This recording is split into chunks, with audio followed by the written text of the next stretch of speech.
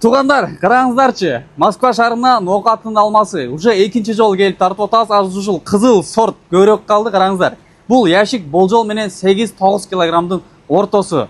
Ар бир яшикте алмалар мына ушундай тизилген, жөн гана төгүлгөн эмес. Кыргызбай YouTube каналына кош келдиңиздер. Бул видеону максималдуу түрдө жакын адамдарыңарга бөлүшүп койгула.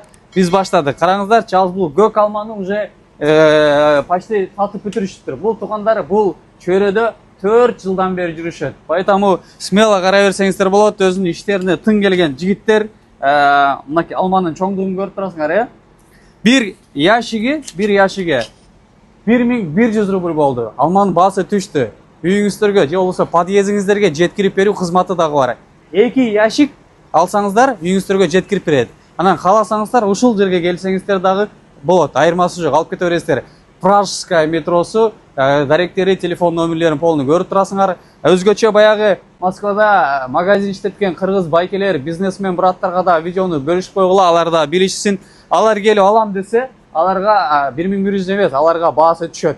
Ичине по-свойски кылып беребиз. Карап турасыздар.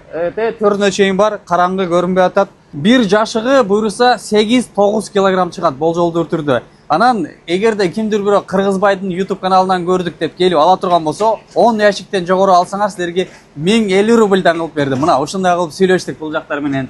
Анан туугандар, бул фура түгөнсө, алма түгөнүп калды эмес. Бул түгөнсө, буйруса Кыргызстандан башка экинчи фура жолго чыгат иншалла, дагы алма менен. Жогоруда айткандай эле бул жигиттерибиз бул чөйрөдө 4 жылдан бери жүрөт. Анан эмне дейбиз соңунда? Алмадан алгыла туугандар. Видеону максималдуу түрдө баягыдай эле айтып коеюн. Бөлүшүп койгула. Кийинки чыгарылыштардан көрүшкөнчө барыңыздарга салам алейкум.